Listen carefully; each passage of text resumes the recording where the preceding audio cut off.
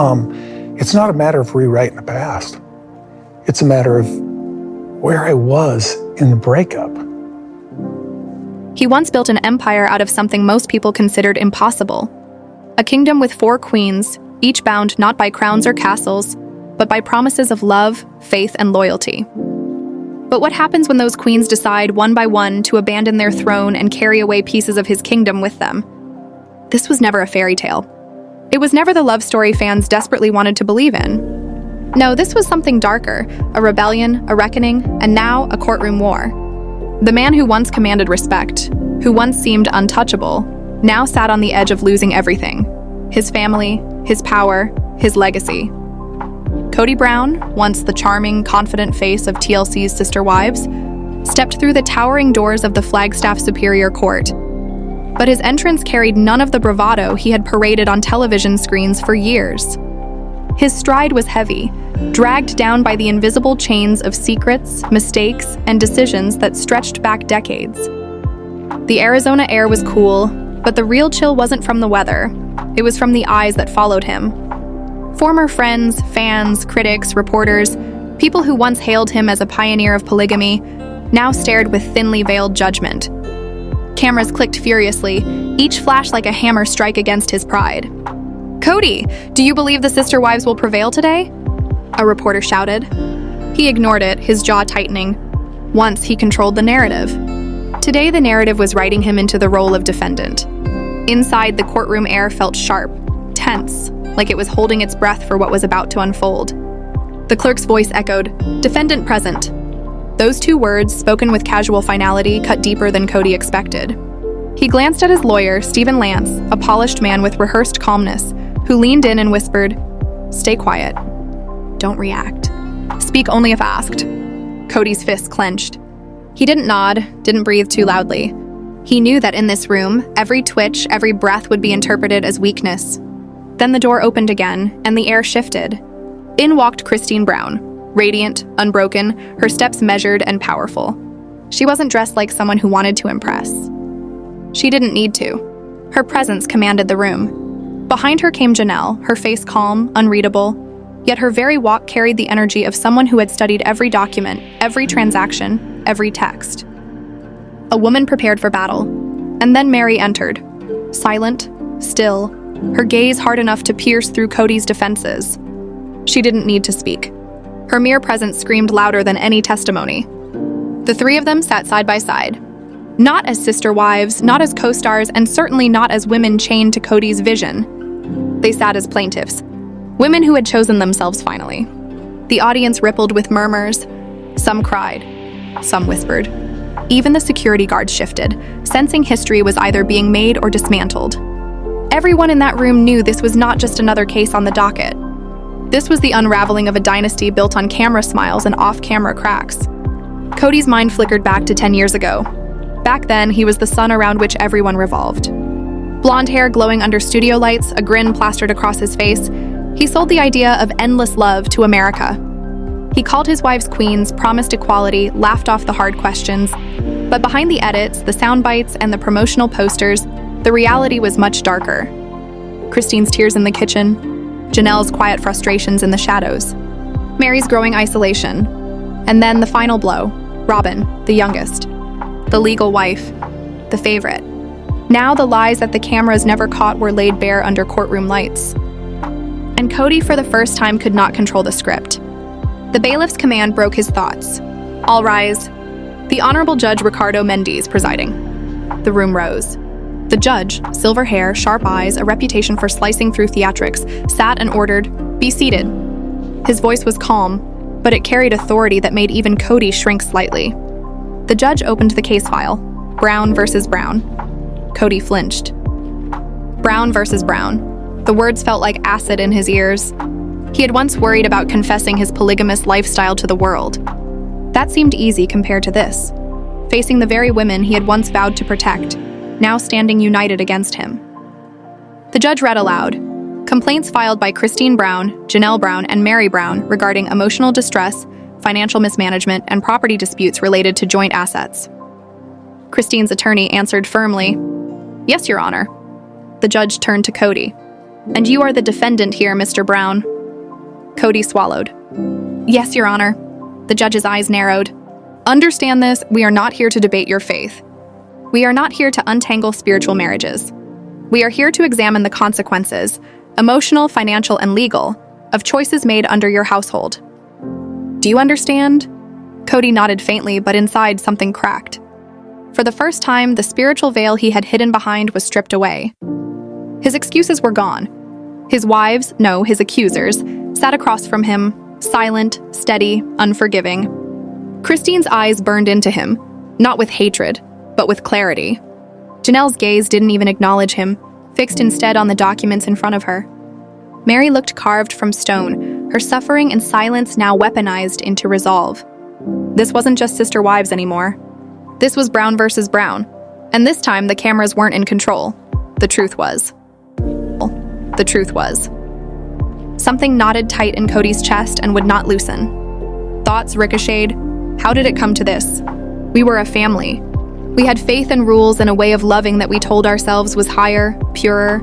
But the answer sat there in the part of him he had avoided for years. Somewhere along the way, we turned into me. He stopped listening. He stopped weighing anyone's needs but his own. He stopped caring the moment it inconvenienced his version of order. The only voice that mattered became his. The only home that mattered became Robin's. And now the women he once called a team, his queens, his partners, were lined up against him like disciplined warriors who had finally chosen the field for their last, best fight. The judge nudged his glasses up the bridge of his nose and skimmed the thick case file. Stacks of folders towered on both counsel tables, not just paper, but years. Memories converted into exhibits.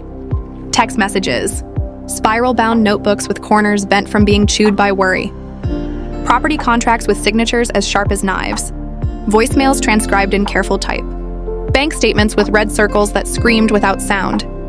Emails, personal journals, production notes, transcripts from old episodes, and even lines written in children's handwriting pleading for balance at home. This wasn't he said, she said. This was what he didn't say. What he never owned. What he assumed he could glide past because the show would move on and the audience would forget. Outside, fans clustered in the brisk air as if drawn to a pilgrimage. Some held "We Love Christine" signs like prayer candles. Others wore Team Janelle across their chests in defiant block letters. A woman near the stairs cried silently into a paper coffee cup. "I just want Mary to get justice," she whispered to no one and to everyone. This was not a curiosity anymore.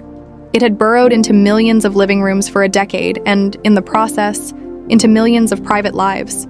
These women weren't ordinary TV personalities. They were mirrors, icons of endurance whose slow-burn heartbreak unfolded in real time. Now they were retaking the story not under lights, but under oath.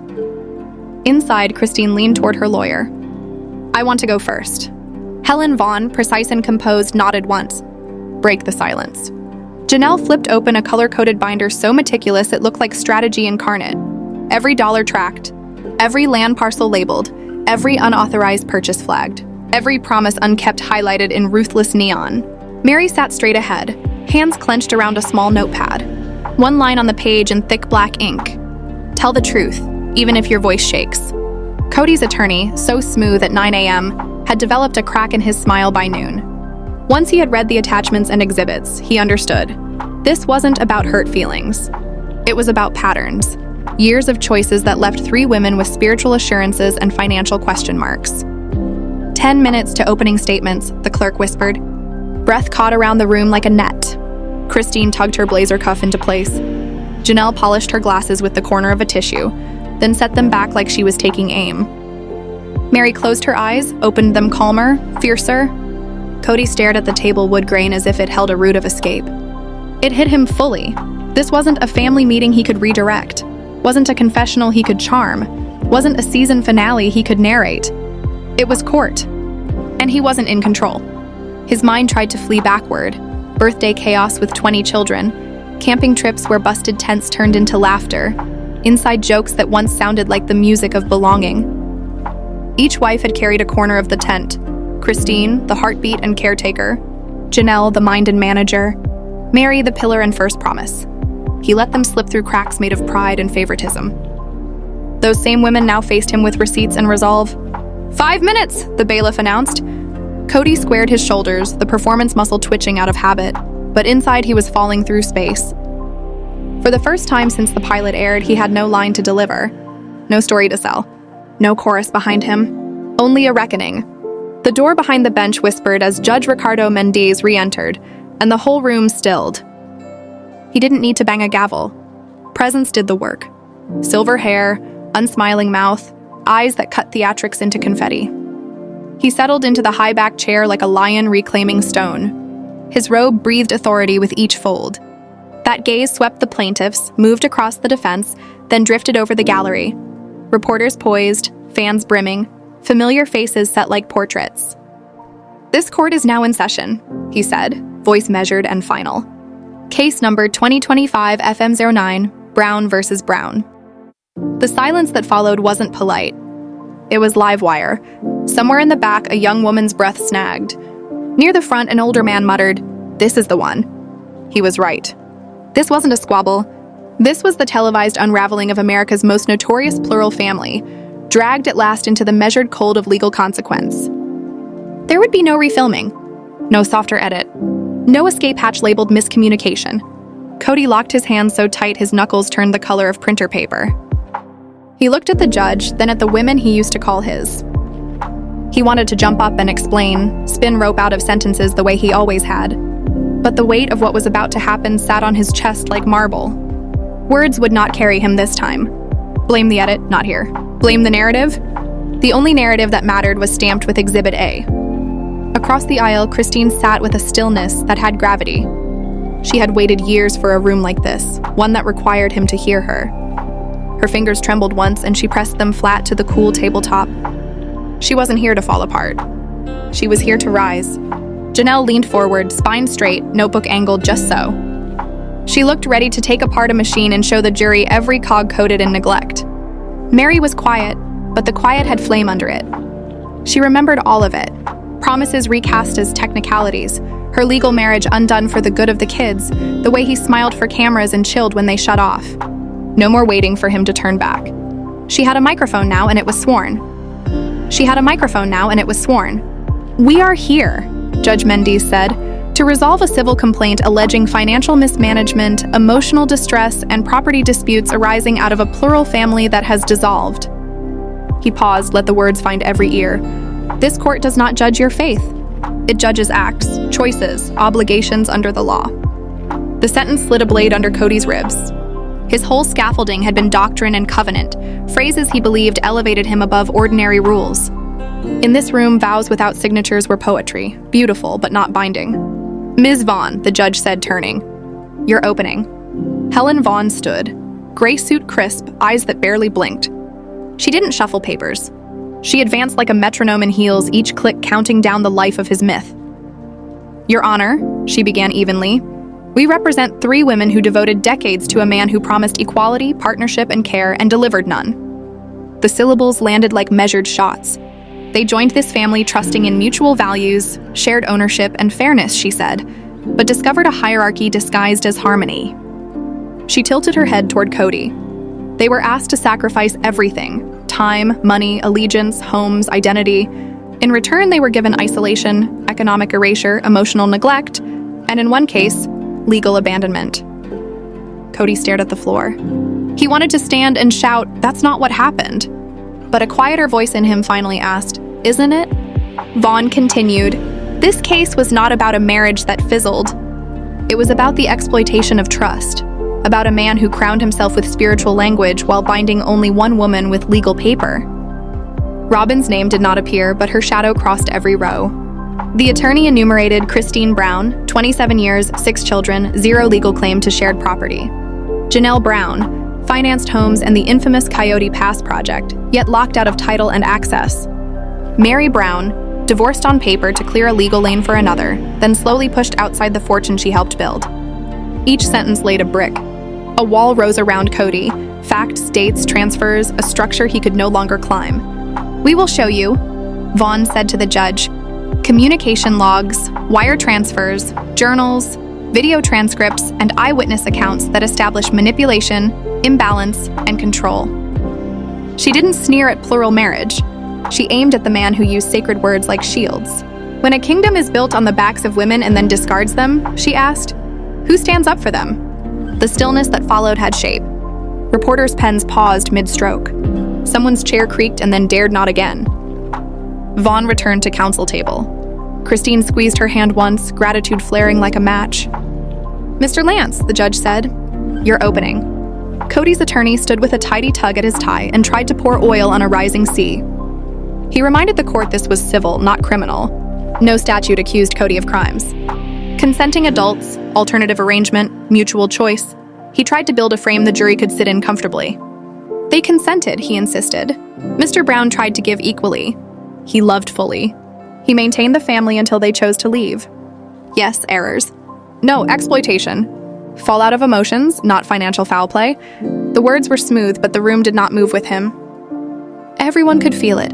The speech had logic, but no heart, and worse, the exhibits had teeth.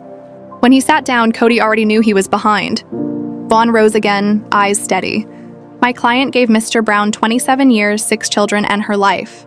In return, she received no legal rights, no financial security, and dwindling respect.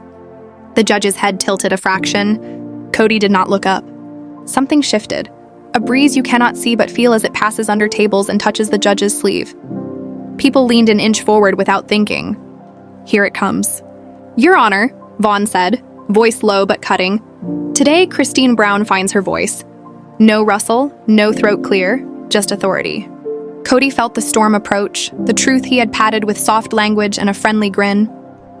She delivered the biography, decades of motherhood, 6 children, 5 relocations, a house run on promises of equality. What she got, Vaughn said, was emotional isolation, systemic financial exclusion, and a pattern of marginalization in a structure advertised as equal, operated as anything but.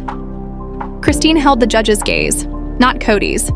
Judge Mendes leaned forward slightly, hands folded, expression neutral, posture saying, I'm listening. My client, Vaughn continued, was mother, housekeeper, caregiver, mediator, tutor, counselor, cook, unpaid laborer, 24 hours a day.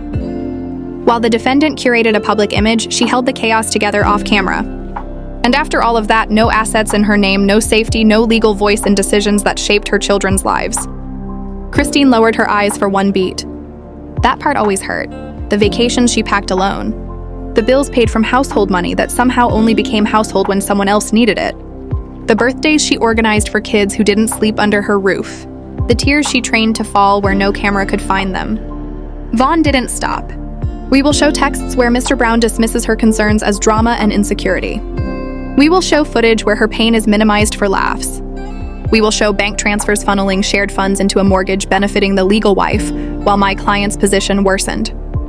We will show emails where she requested transparency and received fog. She stepped closer to the plaintiff's table. And we will show that when she finally said enough, she wasn't met with empathy or gratitude, but with blame. Christine's jaw tightened as she remembered that day. He hadn't asked what broke. He'd accused her of breaking it. Vaughn drew a breath and delivered the cut.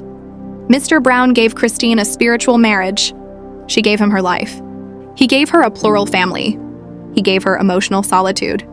And when she asked for equality, he granted it to someone else. The room did not even cough. Even the court reporter paused a beat, then resumed. Kody did not lift his eyes. The story he had shaped for years was fraying not from exaggeration, but from receipts. Facts he had minimized had returned with counsel. Thank you, Ms. Vaughn, Judge Mendes said, nodding once. He turned. Ms. Christine Brown, would you like to address the court? Christine stood, pulling courage up like armor. Her knees trembled, not with fear, but with the scale of the moment. This was not just testimony. It was emergence. Your Honor, she began softly, I never wanted this. I believed in family. I believed in him. Her voice caught and steadied. I raised our children. I went where he asked. I gave up friendships, stability, even pieces of myself because I believed that was being a good wife. Tears brimmed and held. Over time, I wasn't an equal. I was a component in a system that worked for him, not for us. My input didn't count. My emotions were a nuisance. My presence became optional. She looked at Kody for the first time. When I finally said no more, I was called selfish. I was told I was tearing the family apart. It was already torn. He just didn't see it because he wasn't the one bleeding. She breathed. I don't want revenge. I want recognition. I want the court to see what I contributed and what I sacrificed. I want my kids to know I didn't walk away from them, I walked toward truth. She sat. The room remained carved in stillness. At the defense table, Kody finally looked up, empty of retorts. For the first time in decades, he was not the narrator. Next, Ms. Janelle Brown, the judge said, and Erin Moore, Janelle's attorney, rose with her. Moore didn't reach for drama. She reached for the binder. Your Honor, my client will testify. Before she does, know what we will put on this screen. Receipts, wire transfers, mortgage applications, tax records, proof that my client was an equal financial partner in the family's collective property. She faced the defense, and yet today she has no legal interest in any of it. A ripple of shock rolled the gallery. For the first time that day, Kody's composure broke across his face, a visible flinch. Janelle stood slowly, steady as a level. She adjusted her glasses and set the yellow leather binder on the podium. Christine had brought emotion. Mary had brought a quiet, burning resolve. Janelle brought the thing that leaves no room to wriggle: evidence. Camera lenses tightened their focus. Reporters stopped writing as if the ink itself wanted to listen. This wouldn't be a speech. It would be a dissection, precise, clinical, devastating. She looked at the judge. Yes, Your Honor, she said. I'm ready. Yes, Your Honor, she said. I'm ready. He shifted in his chair, fingers twitching against the armrest, and leaned toward his attorney with a low murmur. The lawyer didn't answer. There was nothing useful to say yet, nothing to counter, nothing to dilute. Across the room, Janelle rose, spine straight, binder steady in her hands. Your Honor, she began, voice clear, I entered this family as the second wife at 23. I believed in something sacred, something other than the ordinary, a lasting thing we were building together. She turned the first page with deliberate care. Through the years, I didn't just buy groceries or notebooks for school. I made real contributions, down payments, utilities, car notes, real estate. She lifted a wire transfer receipt. This is $30,000 I wired into the Brown Family Trust in 2018 as the down payment for the Flagstaff property. Money I earned, money I saved. Another page, another blow. This is a monthly statement where I paid the mortgage for Robin's house. Not mine, hers. Because Kody told me it was our home too. One family? She met the judge's gaze without flinching. But when I asked to see the deed, my name wasn't there. A court reporter tilted toward her partner and whispered, she bought it and didn't own it. The judge's brows climbed. Ms. Brown, are you telling me you have no legal claim to communal property despite documented contributions? Janelle nodded once. Yes, Your Honor. I was told everything was shared, that paperwork didn't matter, that we were a family, and family meant trust. When I asked to sign something to protect myself, I was told it would complicate things. She neither cried nor raised her voice. I stayed silent for years. I kept hoping the balance would return, that Kody would see me as an equal partner. That never happened. The big decisions, the investments, the land, those went through Kody and Robin. The rest of us were told to wait. She held up a draft set of plans for the infamous Coyote Pass project, the dream fans had heard about for seasons. I believed in Coyote Pass. I believed we'd all build there. I invested $82,000 into infrastructure, surveys, land prep. When I asked for titles to be split, I was told it was too early. She turned toward Kody, and this time he looked back. You told me to trust you, that you'd take care of me. When I asked where the money was going, I was branded disloyal, accused of making trouble. Her voice stayed level, but the edges sharpened. When I pressed for accountability, you pulled away. Color drained from Kody's face. This was not the Janelle he'd counted on to keep the peace. This was the Janelle he had underestimated. She closed her binder with a soft, lethal click. I'm not looking to turn time back. I don't want reconciliation. I want restitution. I want this court to recognize the time, work, and money I poured into a dream that cost me everything. She lifted a final printout, an email chain from 2020. In this exchange, I request reimbursement records. His response? She glanced down and read, Let it go, Janelle. You're making it all about money. We're family, not a business. She looked to the bench. When a family stops being just, it becomes a business. And in that business, I was swindled. The room broke into a low thrum of shock. The judge nodded slowly. Thank you, Ms. Brown. You may be seated. Janelle sat with the calm relief of someone finally heard. Not triumphant, satisfied. She didn't need applause or Kody's approval.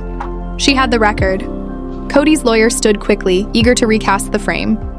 Your Honor, while compelling, the plaintiff's contributions were voluntary. There were no contracts, no executed agreements. My client acted in the best interests of a united family. He believed spiritual trust was more binding than paper. The judge rapped his pen once, hard. Spiritual trust does not abrogate legal responsibility, counselor. Kody's gut dipped. For years, he had assumed his authority would carry the day, that his wives would tolerate the imbalance for the sake of the vision. Now they weren't just standing up to him, they were standing together. For the first time in years, he was truly alone. All eyes shifted to Mary, the first wife, once the legal anchor, later the overlooked shadow. She stood without props. No binder, no notes. He divorced me to marry Robin, she said plainly. He told me it was for the kids. It wasn't. It was for control. A ripple of gasps disturbed the gallery's hush. The air thickened. Janelle's evidence had set the table.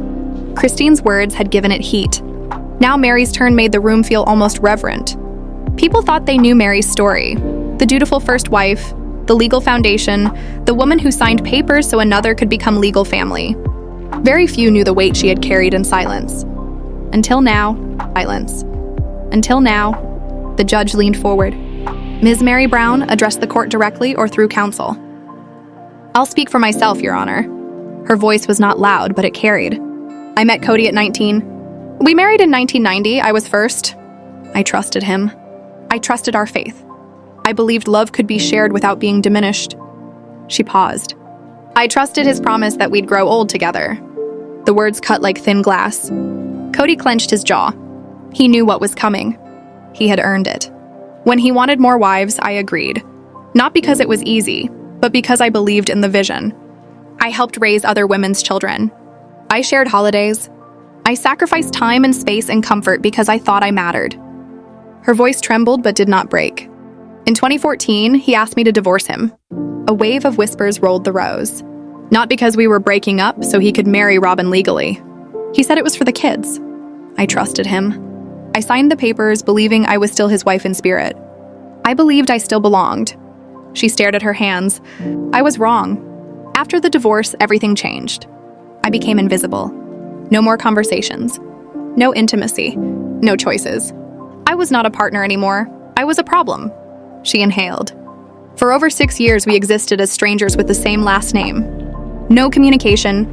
No physical connection. No support. Silence. The courtroom froze.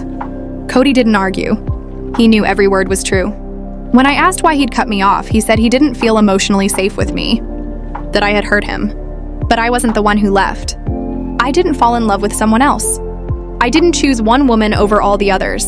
One tear slid free, only one. I was just the one who stayed. She lifted a small folded note from the table, yellowed at the edges. This is a letter I wrote him in 2017. I never gave it to him, until now. She unfolded it and read, Dear Kody, I miss you. I miss your voice calling me love. I miss dreaming with you. I miss feeling like I count. You say you're trying. I don't feel it. If you've lost love for me, tell me. If you've replaced me, have the courage to say it. Please, for what we built, don't leave me in the dark. Mary, she refolded it. You never said the words. Your silence did. Ms. Brown, the judge asked gently, did you receive payment for any property, land, or marital assets after the legal divorce? Mary shook her head. No, Your Honor, I was told it was spiritual, that nothing would change. But everything changed. I contributed to family funds. I paid household expenses. I bought gifts for children not mine. I worked. I sacrificed. And when I wasn't convenient, I was removed. Her voice hardened.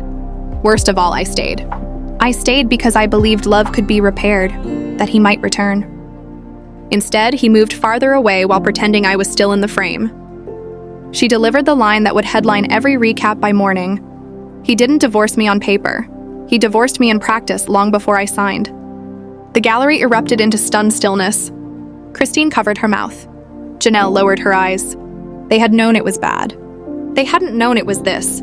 The judge let the quiet breathe, then softened his tone. Ms. Brown, what relief do you seek today? Recognition, she answered. A ruling that says I was treated as equal in words, but not in reality. I want my identity back. My worth. My voice. I want to stop being the forgotten wife and start being Mary again. She sat, chin lifted. She was not a shadow anymore. Kody kept his eyes forward. He couldn't look at her. Everything she said was the part of himself he had tried to bury under charm and doctrine. It was too late. The ground had given way. His attorney tried to salvage ground. Your Honor, these women chose plural marriage.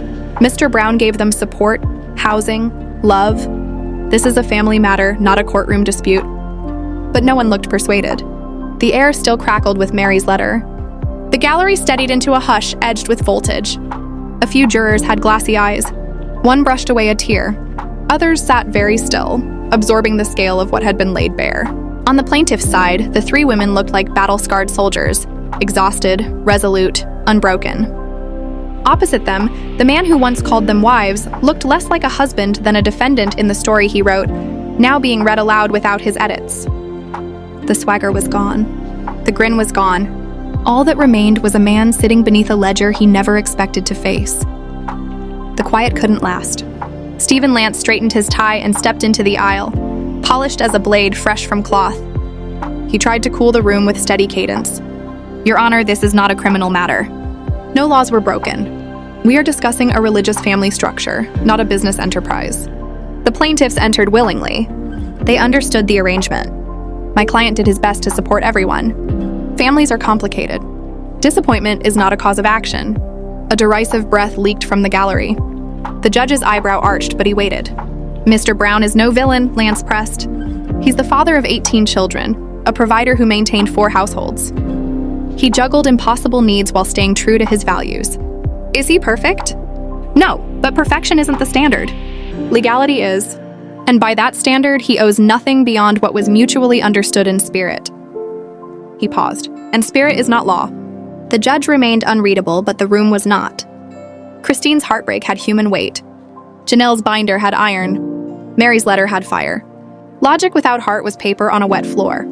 Lance exhaled and moved to the obvious next step. With the court's permission, the defense calls Mr. Kody Brown. A ripple moved through the benches, not surprise, but arrival. The moment had finally come. The defendant would speak. Kody stood and walked to the witness box.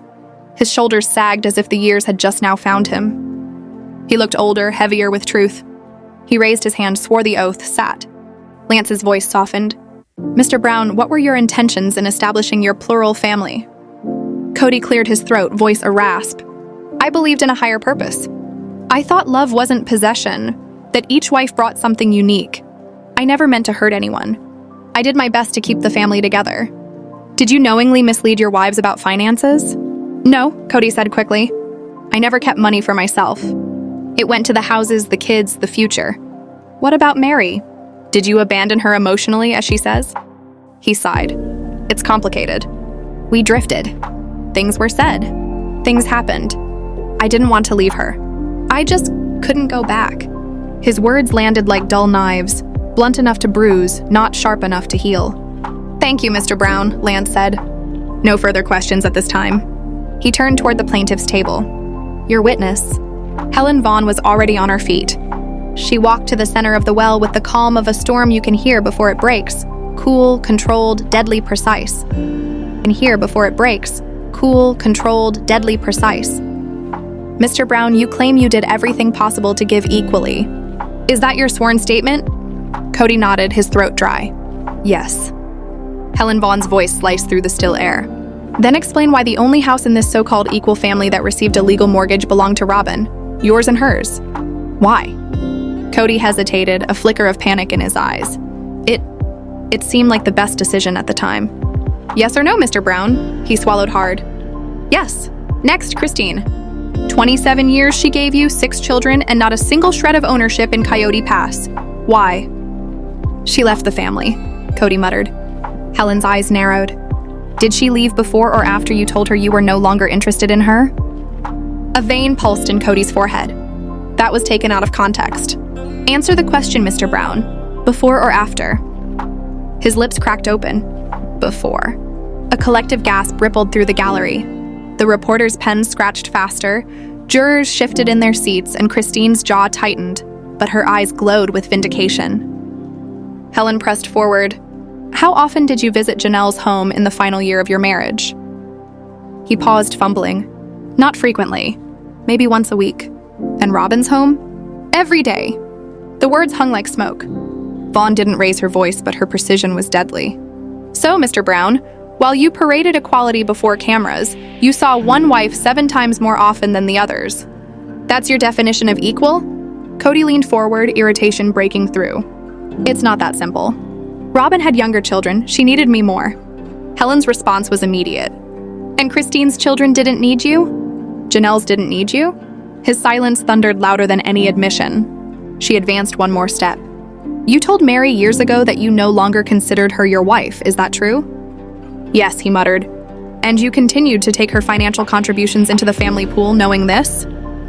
His eyes fell to the table. Yes. The room collapsed into dead quiet. The judge raised a hand abruptly. Enough. Every head stilled. Judge Mendes leaned forward, his voice deep, resonant. Mr. Brown, let me be abundantly clear. This court does not arbitrate faith, but it does arbitrate patterns. And what I see thus far is a consistent pattern of emotional favoritism, financial redirection, and a lack of transparency. Your spiritual beliefs may explain your structure. They do not excuse legal imbalance. Do I make myself clear? Kody nodded faintly, but in his chest he knew he was drowning. The tide had turned.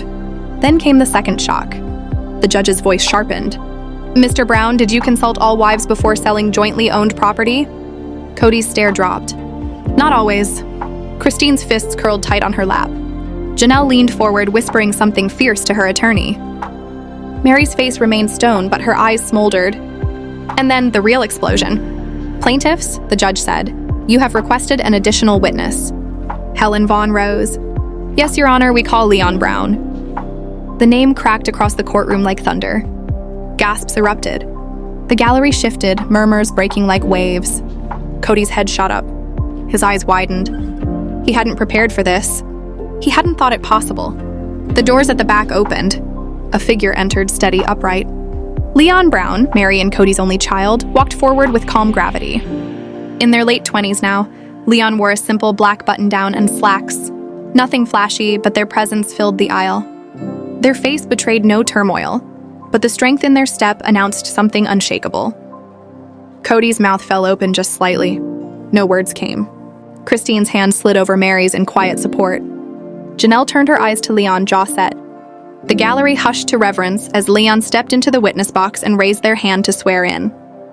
Please state your name and relation to this case, the judge said. My name is Leon Brown, came the clear, measured reply. I am Kody Brown's child. I am Mary Brown's only child. I was born into this plural family, and I lived through everything the cameras never showed. The judge nodded. Proceed. Helen stepped closer.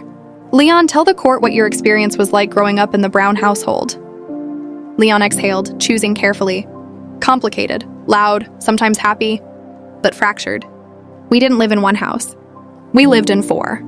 And each house felt like its own universe. My mom had hers. Christine had hers. Janelle had hers. And Robin? Leon turned their eyes to Kody. Robin had dad. A stunned murmur swept the gallery. Kody flinched visibly, his hand tightening on the armrest. Leon continued, voice steady but cutting. I was a child, but I knew what favoritism looked like. I didn't need the words. I smelled it in the air. I saw my mother waiting for his attention, waiting for conversations that never came, waiting for love that was never returned. Their eyes softened briefly toward Mary. She waited years. She waited years. Helen pressed. Did you ever witness major family decisions being made without your mother's input?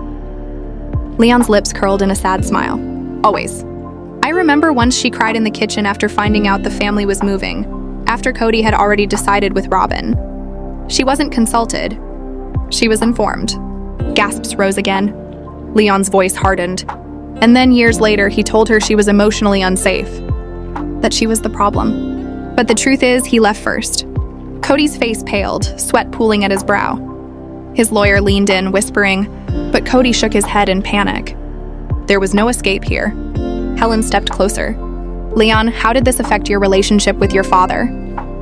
Leon took a breath. I tried. I wanted to be close. But there were walls. If you disagreed, you were disloyal. If you spoke your mind, you were difficult. I was called rebellious because I asked questions. And when I came out queer, he said he needed time. Leon's voice wavered, then sharpened. That was years ago. I'm still waiting. The room gasped as if oxygen had been ripped away. Christine's eyes brimmed. Mary blinked back tears. The jury sat in stunned silence. This isn't just about marriages falling apart, Leon said firmly. This is about people falling apart. I watched my mother disappear. I watched Christine fade. I watched Janelle carry burdens no one shared. And I watched Robin treated like royalty, while the rest were expected to smile and swallow crumbs. The judge leaned forward. Leon, in your opinion, was this family arrangement equitable? Leon didn't blink. Not at all. It was one man's kingdom. We grew up believing that was love. It wasn't. Reporters stopped writing. Jurors leaned forward. Even the gallery held its breath. Truth had walked into the room and no one dared move. Helen's final question rang like a verdict. Why testify today? Leon glanced at Christine, Janelle, and Mary, then locked eyes with Kody. Because they deserve justice. Because I witnessed the tears the cameras never showed. Because I saw my mom discarded like a receipt while he played happy husband for Robin. Because the truth matters, even when it hurts. The judge's eyes softened. Thank you, Leon. You may step down. Leon walked past Kody without turning his head. Without a word. Mary's hand clasped her child's tightly when they reached her side. The judge folded his hands. Mr. Brown, do you wish to respond to the witness? Kody's lips parted, but nothing emerged. He looked at Leon, at Mary, at Christine, at Janelle, 4 pairs of eyes that no longer saw him as their leader. Finally, he whispered, No, Your Honor. For the first time in decades, Kody Brown was speechless. The silence that followed was not empty. It was full. It seeped into the wood, into the walls, into the marrow of everyone present. It was the silence of truth revealed. Even his defenders sat mute. But the trial was far from finished. Proceed with the financial review, the judge instructed. Helen nodded, signaling to Christine. Exhibit 14A through 14E, she announced. The projector flickered on. A color-coded spreadsheet appeared, built from years of statements, deposits, and property deals. Next, a Coyote Pass map lit up on the screen, red marks scrawled across the parcels. Janelle, 0%. Christine, 0%. Mary, 0%. Kody and Robin, 100%. The courtroom buzzed like a thundercloud ready to break. Helen pointed to highlighted transactions. Between 2016 and 2022, Janelle Brown invested more than $130,000 into development and property. Yet her name appears on no deed. Christine paid repairs for a Flagstaff house, believing she and her children would live there. Kody moved Robin in instead, 8 months later. Mary contributed $37,000 from her trust, funds redirected to cover Kody and Robin's legal fees and moving costs. The judge's eyebrows rose sharply. Helen turned to him. Your Honor, these are not mistakes. They are a pattern. A deliberate pattern of accepting funds under the promise of shared ownership, then quietly reassigning the benefits to one woman. This is not mismanagement. This is manipulation. The jury stared at the screen like it was already a verdict. Kody rubbed his temples, pale, his lawyer frozen. Christine rose slowly. Your Honor, may I say something? The judge nodded. She walked to the center, where Kody once stood as patriarch, where she once stood in his shadow. But now she stood alone, stronger. I believed in the dream, she said, voice trembling but unbroken. I believed in him. I gave him the best years of my life. 6 children. My body, my time, my youth. And when I asked for equality, I was told I was the problem. Her words echoed. I left with nothing. No home, no retirement, no ownership of the property I helped fund. Just emotional debt. She turned toward Kody. He says this is about hurt feelings, not law. But if that's true, why did he protect Robin legally and leave us exposed? Why did he sign documents in secret that erased us from existence? She looked to the jury, then the judge. He taught us to have faith in a family that didn't exist. He convinced the world we were loved while pledging his loyalty to one wife. I'm not angry anymore. I'm not bitter. I just want truth to finally mean something. Her heels clicked back to the table. Each sound was a gavel. The judge removed his glasses, folded his hands, and spoke in a voice that froze the entire room. This is not a criminal court, Judge Mendes began, his voice echoing through the chamber. But the force of your testimonies and the documents presented leave little doubt. What you built, Mr. Brown, was not equality. It was an imbalance masked as faith. He fixed his gaze on Kody, who sat frozen, jaw tight, face flushed. You constructed a family on the promise of spiritual unity, but what I see is legal inequality, a repeated pattern of abandonment, emotional, financial, and relational. A silencing of 3 women who trusted you, only to find themselves erased. Christine lowered her head, hands clasped together, silent tears streaking her cheeks. Janelle stared forward, jaw rigid. Mary sniffled quietly, fighting not to break. Kody's chest rose and fell quickly, like a man bracing against a tide that was already dragging him under. The judge's words struck harder with each line. This court does not exist to validate or reject spiritual marriages. But when those spiritual promises are underpinned by financial contracts, by property titles, by written commitments, then it must intervene. To turn away would be to condone manipulation hidden under faith. The gallery murmured, the sound spreading like wildfire. For the first time in the trial, there was a palpable shift. Justice felt within reach. Reporters scribbled furiously, cameras clicked without pause. Hashtags were already forming in the minds of those watching. Judge Mendes straightened his papers. I will recess to deliberate. 90 minutes. We will reconvene for a preliminary ruling. With a heavy thud, the door behind the bench closed.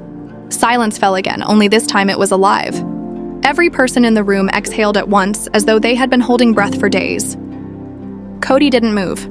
His hands locked together, knuckles ghost white. His lawyer leaned in, whispered something, but Kody didn't answer. He looked like a statue, stone made of regret. Across the aisle, Christine leaned back, closing her eyes, not in pain, but in release. It wasn't just a legal battle. It was the end of decades of endurance. Mary reached over, placed a hand softly on Christine's back. Janelle gave the smallest nod, her lips pressed tight. They didn't speak. They didn't need to. They were breathing again, for the first time in years. In the jury box, a couple of jurors whispered to one another, but most stared straight ahead, haunted. Outside, the media swarmed like bees. Reporters dictated into recorders, cameramen shifted rigs, phones live streamed to an eager online world. Twitter and TikTok boiled with new hashtags. Sister Wives Trial, Justice for Janelle, Mary Deserved Better, Christine vs. Kody. Inside, the women waited in silence. Kody sat stiff, unmoving. Then, a bailiff crossed to the defense table. Mr. Brown, the judge asks if you would like to make a final statement before deliberation. Murmurs erupted. Kody's eyes lifted slowly. This was it. His last chance? He rose, moving to the center of the room, the same place where Christine had cried, where Mary had delivered her letter, where Janelle laid out receipts, where Leon had shattered illusions. He stood there, trembling slightly, and spoke. I want to say something, Kody said, voice raw. The room stilled. Even the court clerk's pen stopped mid-stroke. This isn't easy, Kody went on. I never imagined it would come to this. When I began this journey, I believed I was doing something righteous, something different. I thought my heart was big enough for everyone. But somewhere along the way, I stopped seeing them, not as wives, but as people. His words fell heavy. I told myself I was balancing, but I wasn't. I was juggling appearances. Christine, he turned, meeting her eyes. I belittled your feelings. He looked to Janelle. I treated your sacrifices like obligations. His voice cracked as he turned to Mary. And you, I used your devotion as my safety net. Because I knew you wouldn't leave. And so I stopped fighting for you. Gasps rippled through the courtroom. For the first time in years, Kody's swagger was gone. Real tears glistened at the corners of his eyes. I don't know if I deserve forgiveness. Maybe I don't, but I know this. I failed. I failed as a husband, not for lack of love, but for lack of showing it when it mattered. I failed as a father, too. His eyes flickered to Leon, who sat stiff, their hands clenched. When you needed me most, I wasn't there. He wiped his face with a trembling hand. Whatever this court decides, I accept. But I needed to say this before it's too late. Not for my reputation, for the truth. He turned slowly and walked back to his table. No applause, no response, just silence. A few sniffles broke in the gallery, but on the plaintiff's side, Christine, Janelle, and Mary didn't flinch. They had heard too many apologies. Too late, too small. Minutes passed like hours. Then the doors swung open again. All rise, the clerk called. Judge Mendes re-entered, robe swaying, face carved in focus. He sat, laid out a typed paper, and began. Following examination of testimony, exhibits, financial records, and the cross-examination of all parties, this court issues its preliminary ruling. Kody's chest heaved. Christine closed her eyes. Janelle stared at her lap. Mary sat, unmoving. The judge's voice rang firm. Christine Brown, you are awarded restitution of $78,500 for documented expenditures, plus 10% equity in Coyote Pass. Christine gasped softly, covering her mouth. Janelle Brown, you are granted co-ownership of Parcel 3C of Coyote Pass and restitution of $112,000 for misappropriated funds. Janelle pressed her hand to her lips, eyes brimming. Mary Brown, though your legal marriage ended, the court recognizes your financial contributions to the Brown Family Trust. You are awarded $41,700 reimbursement and granted one-time access to trust records. Mary nodded, face still but eyes wet. The judge turned. Mr. Brown, you are ordered to produce all trust-related financial documents from the past 10 years. You will attend mandatory mediation for long-term property division. You have 60 days, or this court will initiate a full asset freeze. The gallery erupted in shocked murmurs. Kody sat still, a shadow of himself, realizing the weight of the gavel had just come down. Court adjourned. The gavel cracked like thunder. It was done. Christine hugged Janelle. Mary rose, Leon clasping her hand. No one cheered. It wasn't victory. It was closure. Outside, the courthouse steps were alive. Cameras, fans, protesters, supporters. Signs waved, justice for Janelle, Team Christine, Mary deserved more.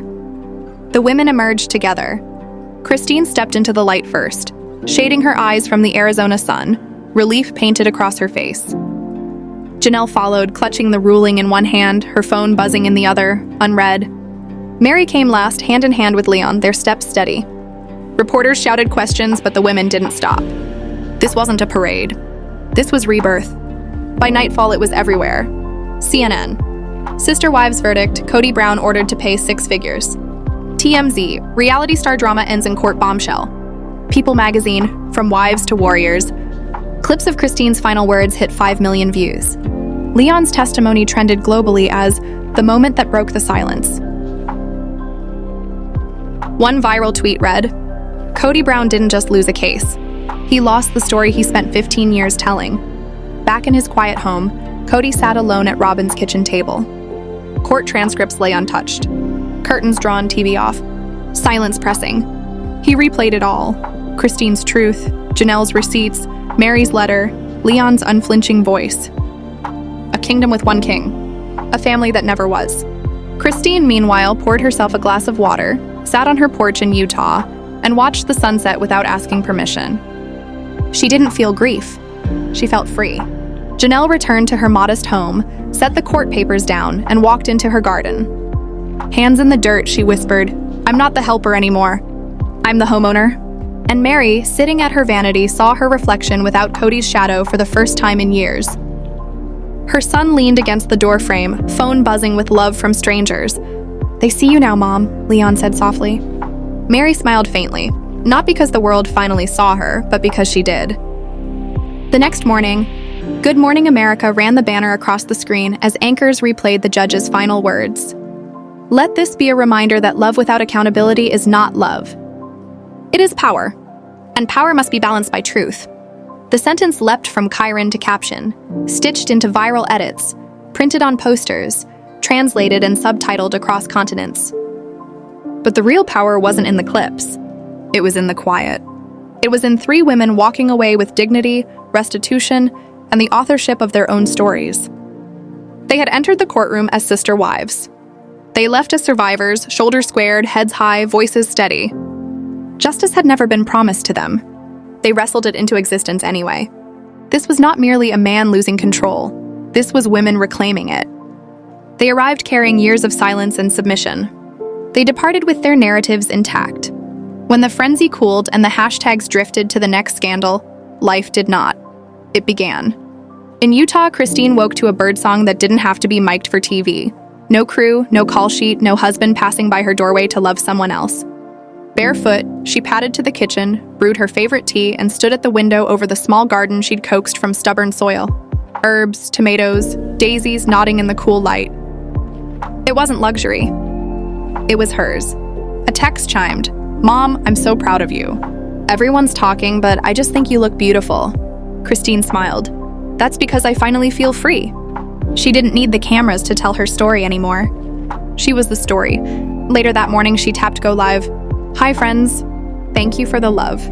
I'm planting more than vegetables this season. I'm planting peace." Comments flooded in. "You gave me courage. I cried during your testimony. You gave women permission to leave." For years, Christine had been cast as third, as background, as the heartbeat no one noticed. Now she was the headline in her own life. In Flagstaff, Janelle sat in her neat living room, eyes skimming a survey map, Parcel 3C, her name in the corner like a sunrise. She had finally done for herself what she'd always done for everyone else. The phone buzzed, an email from a woman she'd met at a wellness retreat. "If you ever want to build a women's finance coaching program, I'd love to partner. The way you owned your numbers in court, I felt seen." Janelle stared at the message. Finance coaching. She hadn't looked that far ahead. For the first time in forever, she didn't need permission to decide. She scanned the room, children's photos, a shelf of cookbooks and survival guides, her treadmill, the planner no one else touched, and the new frame on the wall. "You are allowed to outgrow people who didn't grow with you." She had outgrown Kody. Growth wasn't betrayal. It was the assignment. Mary opened the last sealed box from her old life. Anniversary cards, letters, photos, small trinkets that once felt like anchors. She unfolded a card from year 15. "Mary, you're the glue of this family. I couldn't do it without you." She laughed once, sharp and soft at the same time. "You didn't have to imagine it. You did it." She made 3 piles, keep, donate, and fire, and carried the third to the small pit outside. Flames licked old paper and tears slipped free, not grief, release. That night she wrote, "I believed silence made me strong. It only made me invisible. Finding my voice in court was not the ending. It was my beginning." She closed the journal and caught her reflection. Not the rejected one. Not the ex-wife. Just Mary. Enough. Across town, in the grand house designed for togetherness, Kody sat alone. The kitchen gleamed with a kind of cleanliness that felt accusatory. The living room was museum quiet. The kids were with their mothers. Robin was out. He had wanted quiet for years. Now it sounded like shame.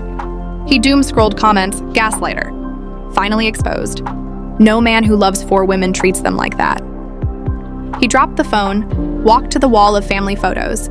4 wives, 18 children, a staged glow of happiness that now felt like a trick of light.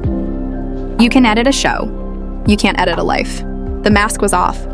3 weeks after the verdict, Christine's phone rang. "Sedona weekend?" Janelle asked. "Just us. Maybe Leon if they're up for it."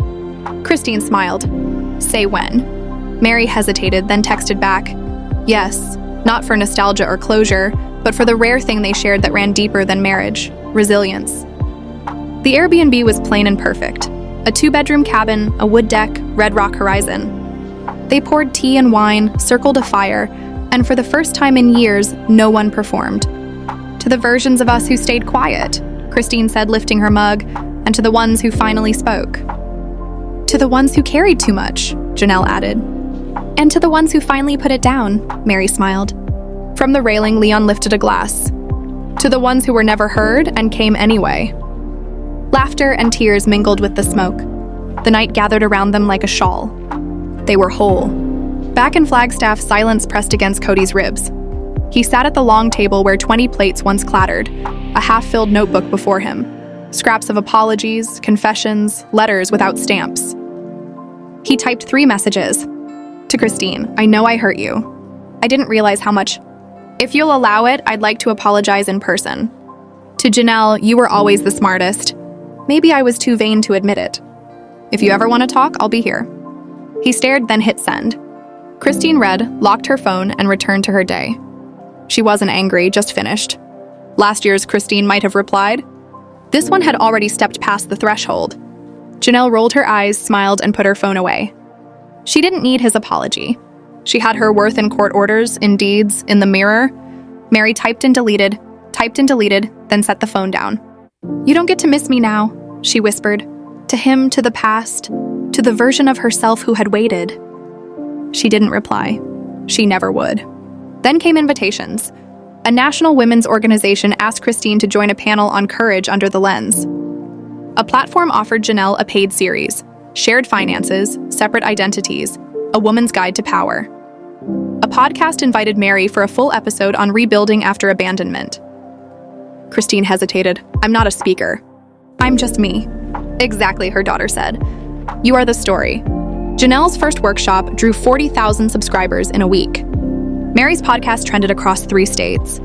Christine's keynote went super viral for one line. "I didn't leave because I stopped loving him. I left because I finally started loving myself. The world that once cast them as background now watched them as leads." Leads. Kody watched that clip alone on the couch. "I finally started loving myself." The words echoed down hallways that had never been a home. He flipped on the TV, there they were. Flipped the channel, there too. Not as his wives, as women. A news crawl read, "Former reality star quiet after court loss. Ex-wives thrive." He threw the remote. It cracked the wall, not the silence. He had built a house. He had never built a home. That evening, Mary wrote a different kind of letter, to herself. "Dear me, you stayed longer than you should. Not because you were weak, but because you believed in vows made under stars. He drifted year by year and you waited. He didn't return. You didn't break. You rebuilt. You were erased. You rediscovered. This is not an ending. It's you beginning to write. You were never just one of the wives. You were the one who kept coming, even unseen. Now they see. More importantly, you do. Keep going. Love, Mary." She folded it, slipped it into the journal, and blew out the candle. There were no more words for Kody. There were 1,000 for herself. A month later, they met again. No lawyers, no press, just a lakeside cabin, shawls against mountain chill, marshmallows blistering over coals. They spoke of the past only briefly. The future took up more room. "We used to talk about heaven like it was far away," Christine said, watching dusk stretch across the water. "Maybe it's anywhere you feel safe," Janelle replied. Mary nodded. "Then I think we arrived." The moment the past returns to ask permission to leave, this was that moment. A knock came on Christine's door one morning, hard and out of place in the quiet. She wiped earth from her hands and opened it. Kody stood there alone.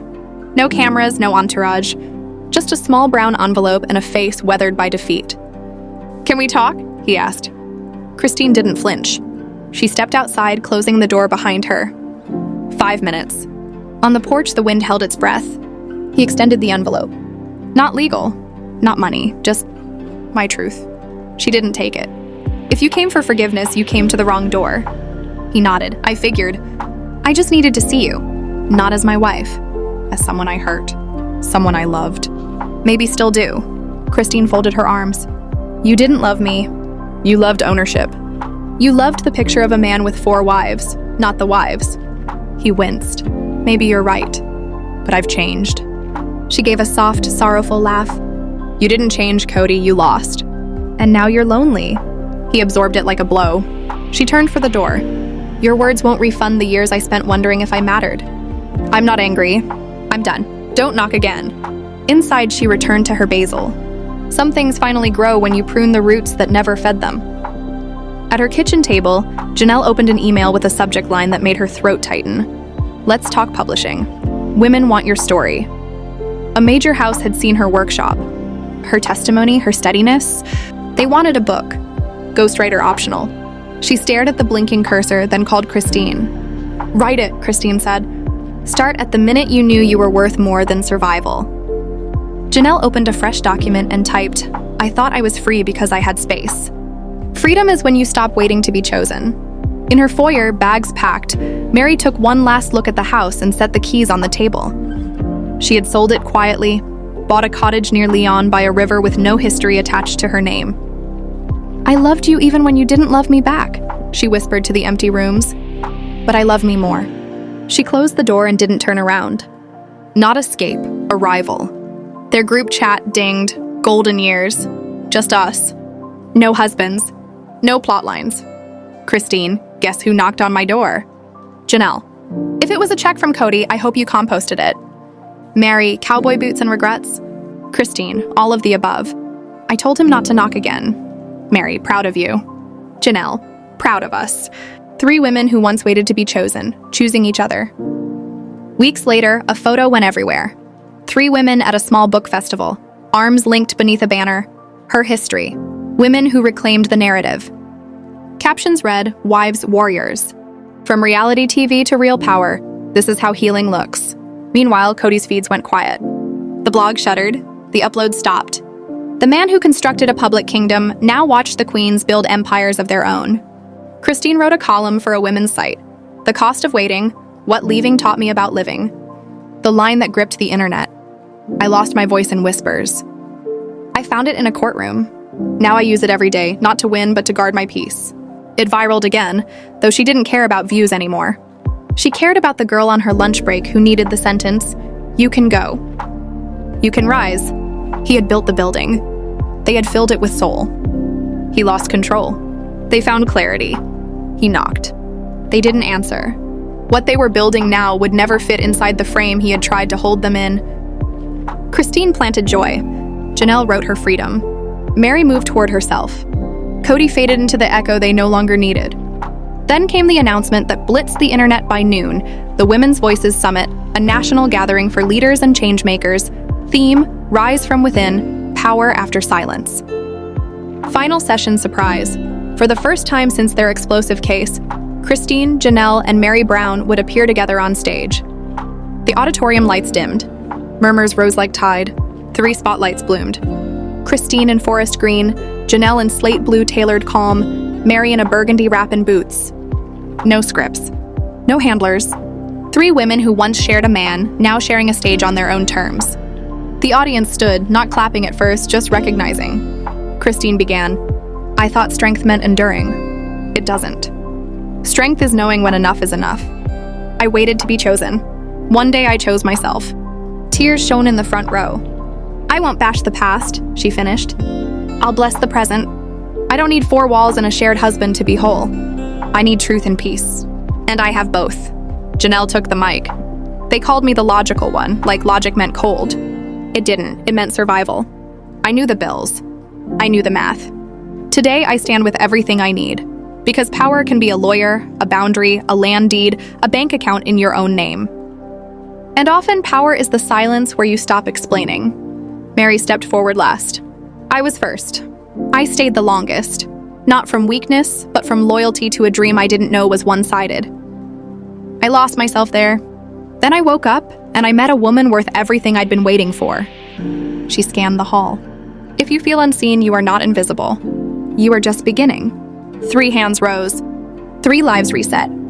The applause shook the rafters. Backstage, Kody watched, invited by a fading outlet to film his side. Something brittle snapped. He propped a phone on a tripod in a hallway and recorded, "You all know me. I'm not perfect, but I was real. I gave my life to those women. This isn't empowerment, it's revenge, a rewrite." He stared into the lens. "I still love them. All of them." He tapped stop and uploaded it. The clip went nowhere. The world had already chosen its heroes. By morning, 3 quotes ruled timelines. Christine's, "I don't need 4 walls and 1 man to feel like a family. I need honesty." Janelle's, "Power can be a lawyer, or a budget, or a boundary." Mary's, "You are not invisible. You are just beginning." College students, young mothers, grandmothers, survivors reposted them with their own names underlined. This wasn't entertainment anymore. It was a map. A week later, Janelle's memoir hit #1 in Women in Finance, Silent Ledgers, How I Kept the Books and Found My Worth. Christine fielded a documentary offer. Mary accepted a speaking tour on identity after abandonment. They had not chased fame. It chased them. They met again in Jackson Hole, porch, shawls, slow snow. "So what now?" Christine asked, breath fogging. "Whatever we want," Janelle said. Mary smiled. For the first time, there isn't a man waiting for an answer. Quiet fell, the loudest freedom they'd known. The final montage wrote itself. Mountains, pines, a candle wick blooming to light. The narration threaded soft and sure. They came into view as women behind a man's dream and left as women behind their own. Wives, then survivors, then voices, then leaders. He tried to write the ending. They wrote the new beginning. Because strength doesn't always roar. Sometimes it simply says, "I'm still here. And now I'm living." The courtroom lights went dark. The show credits rolled. The truth never stopped echoing. They didn't just win a case. They claimed their lives. They walked into that courthouse as wives. They walked out as warriors. They were silenced for years. Not anymore. Kody Brown didn't only lose a legal battle. He lost the constellation of women who once circled his world, and the world finally heard them. This wasn't the end of a marriage. It was the start of their freedom. And for the first time, they weren't fitting themselves inside one man's vision. They were at last fully living their own. They weren't fitting themselves inside one man's vision. They were at last fully living their own.